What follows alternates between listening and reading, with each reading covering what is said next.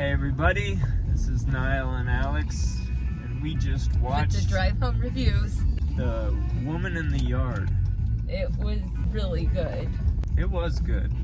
The ending has you guessing, so I'm gonna have to watch some YouTube videos. But I had to use the restroom during the movie, and when I got back, I was like, "Tell me everything I missed." I'm so drawn into it. Acting was great. The whole thing was great. It was just very intense at parts, and Yeah. I felt like it was kind of.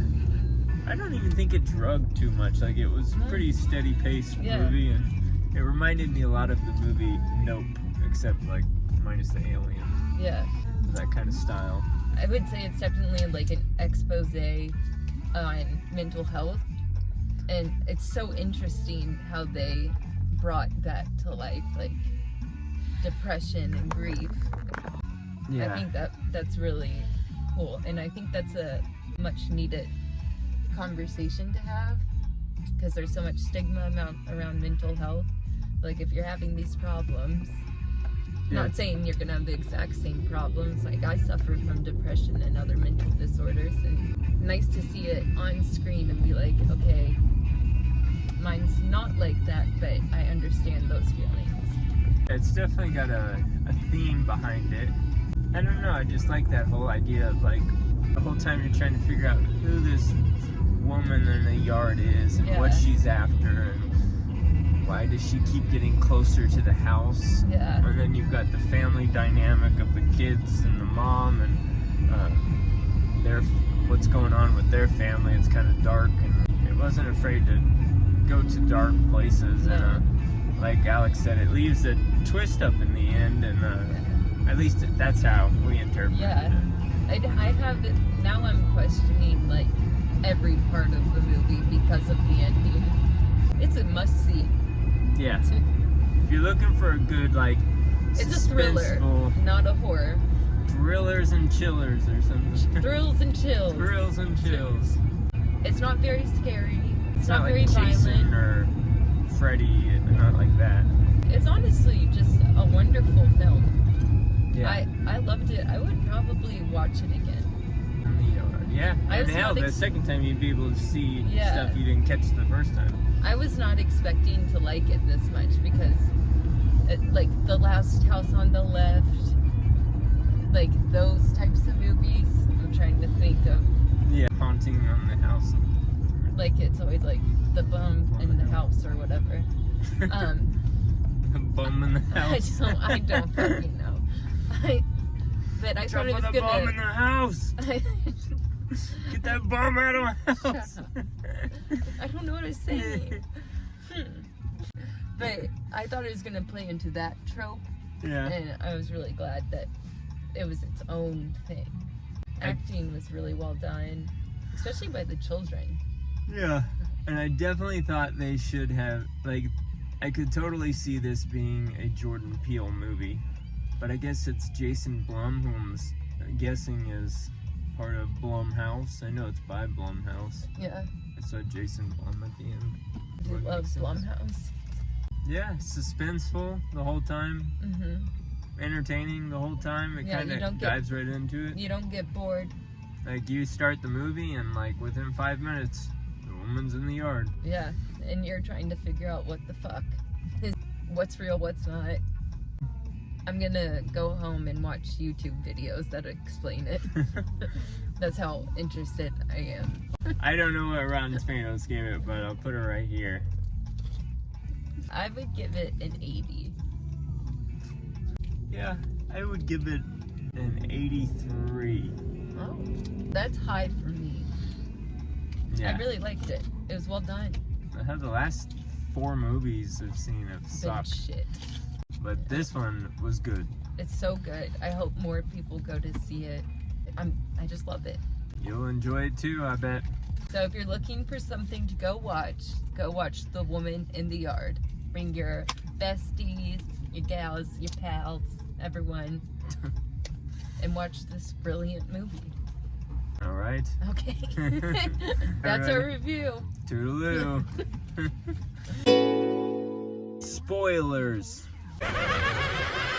I think you were onto something when they were talking about the painting being in reverse and the names in reverse. So it's like she's writing she it did from pass the over. other side. And there was a scene when she was looking in the mirror. And, like, I remember seeing that scene because there wasn't a camera. I could tell that there were two actors playing this woman. I remember thinking, oh, that seems like that's important, that she's looking in that mirror and it's a little bit off. Yeah. Yeah, so the woman in the yard is her It's darkest corners of her mind. It's her psyche. It's her depression, pretty much. And that scene where it's forcing her to, like, put the shotgun under her chin, that was intense. Yeah, but you don't know if she did it or not, but we're thinking she did do it. Yeah, I think so. Because all of a sudden, the house has a name. Yeah. The doors are painted. The kids The are all lights just are happy. back on, yeah. Yeah, that's true. The lights are all on.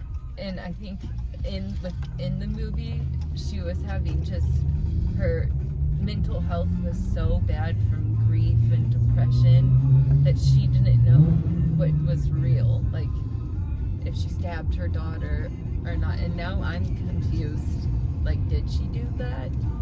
Yeah, there were those little flashes of it. Yeah.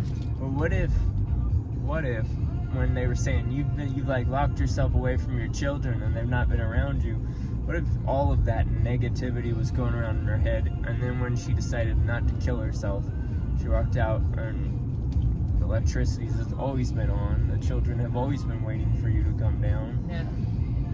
Because the woman did say you've just been locked in this room. Yeah. And I couldn't tell when I saw that woman if that was the same actress. Well, at one point, they were two separate actresses, but then, like, when she was her at the end, when she's like, what am I doing here? What am I doing? Yeah. So that might be on repeat. I wonder what that R being backwards. That's why I thought that is because since the little girl kept doing the R backwards, maybe that was saying you're in the backwards right now. Yeah. I don't know. I think that woman in the yard was not real. It was her doing all these terrible things and just being a monster. Because she has all those flashbacks of being a monster. And, well, she was just going through it psychologically, and she couldn't discern reality from make-believe. Like, she didn't know what she was doing. Just really believed that her kids would be safe and happier without her. She couldn't she couldn't tell what was real, what was not real. I don't think she was in a place at the end to be like, I'm not going to do this. The first half of the movie, I kept thinking, okay, we're going to find out that this dad is a pedophile abuser. Oh, I was thinking and she killed him on purpose or something. Like, he was going to be doing bad stuff and she crashed the car on purpose to kill him. I thought she was just going to kill him. For no reason. She kind of did wreck because kill him on purpose, because she was looking at that woman, which is her in the rope psyche. Yeah, so that's when she first made her appearance, was that night. Yeah. Maybe. Yeah. And then she wrecked the car. I don't know, intentionally or if she was, probably intentionally. Yeah. Because that was why the woman appeared, is her dark thoughts are coming out. That makes sense. Yo, we're in the movie right now.